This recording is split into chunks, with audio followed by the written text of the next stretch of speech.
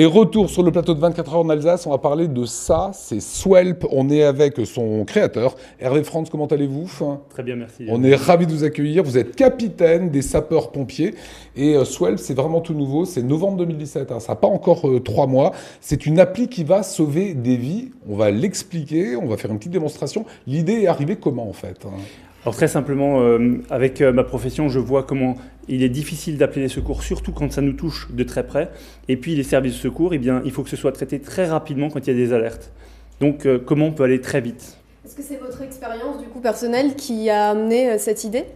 Concrètement, on voit dans les centres opérationnels que les gens sont stressés, ils ne savent pas où ils sont et ils ne savent pas dire ce qu'ils voient. C'est mieux qu'on ait une photo de ce qui se passe et qu'on ait la géolocalisation en direct. Voilà, j'ai assisté hier à un accident sur l'autoroute. J'aurais été très embêté de dire où ça se produisait, près du Hilton à Strasbourg, mais où exactement. Et donc ça, c'est la bonne idée. Non pas que j'étais paniqué, mais je ne savais pas visualiser. Il y a des gens qui sont paniqués, qui ne sauront pas exactement dire où c'est. C'est ça, en fait, Swelp. Je voudrais bien qu'on fasse une démonstration. Il y a un malaise. Il y a un accident. Qu'est-ce qu'on fait avec cette application que j'ai d'ailleurs téléchargée moi cet après-midi sur mon téléphone, s'il veut bien s'ouvrir. C'est toujours quand on veut que ça marche pas.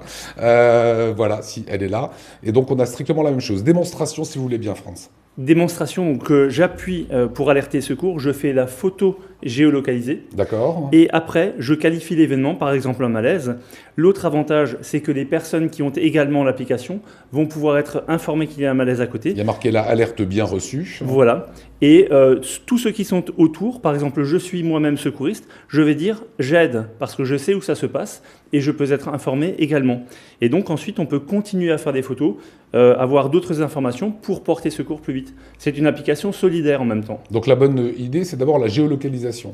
Géolocalisation. Voilà. J'ai tenté tout à l'heure en appuyant ici, les filles, les girls, ça m'a mis très très précisément Alsace 20 sur l'avenue de Colmar, etc.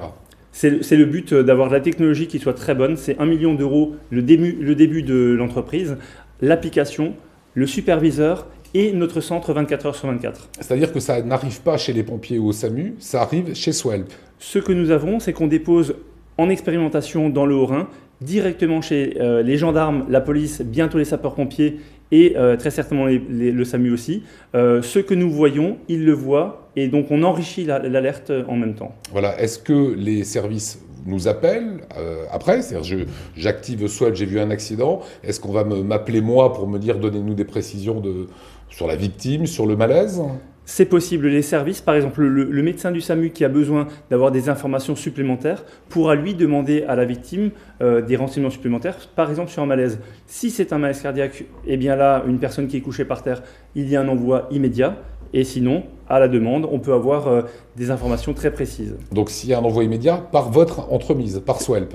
C'est ça. Swelp adresse tout de suite à tous les services de secours et de sécurité en même temps. Donc on gagne aussi du temps là-dessus. On n'a pas besoin d'informer chacun à son tour, mais tout le monde est informé en même temps. Alors on va rappeler quand même que c'est une application qui est gratuite. Voilà, j'ai téléchargé. C'est sur aussi bien Apple que sur Google. C'est ça. On peut l'avoir sur tous les smartphones et les iPhones qui existent. C'est une petite start-up que vous avez lancée avec un gendarme et pompier. C'est bon, on est entre de bonnes mains. C'est ça. Il y a 3 mois. Est-ce que ça prend la sauce? Comment ça fonctionne? Ça prend et nous avons aujourd'hui vraiment des alertes réelles tous les jours, plusieurs. Je citerai vraiment quelque chose qui est très important à mes yeux, c'est l'inclusion du handicap. Vendredi, une personne sourde a alerté les secours grâce à l'application. Une personne faisait une détresse respiratoire grave. Le SAMU a immédiatement envoyé les secours. Sans Swelp, cette personne ne pouvait pas alerter les secours. Voilà, ça c'est. Il y a une vidéo d'ailleurs pour expliquer comment ça peut marcher.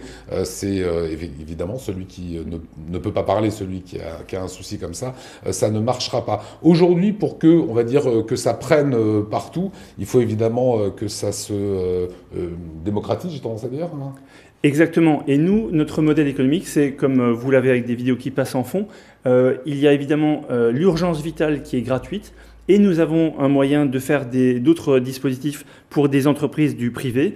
Eurovia, qui est notre premier client corporate, par exemple. Eurovia, qui a besoin aussi d'informer rapidement sur les chantiers, où ça se passe, quand ça se passe, et ce qu'il se passe. Qu'est-ce que vous en pensez, les girls, Emmanuela? Je trouve que c'est une super initiative et je me suis souvent demandé quand est-ce qu'il y aurait une application comme ça. Et je trouve que c'est formidable, vraiment, je le pense comme vous, parce qu'on assiste parfois à un accident, on est un peu démunis, on se dit, je pense que quelqu'un a dû appeler, et on ne le fait pas forcément. Du coup, là, il suffit de prendre l'application, de cliquer et de donner 2-3 informations. C'est ça, exactement. Katia, un petit mot, c'est intéressant, hein? Intéressant dans le sens où même parfois dans la panique, on ne se souvient plus de quel numéro, ça peut arriver, aux blondes surtout.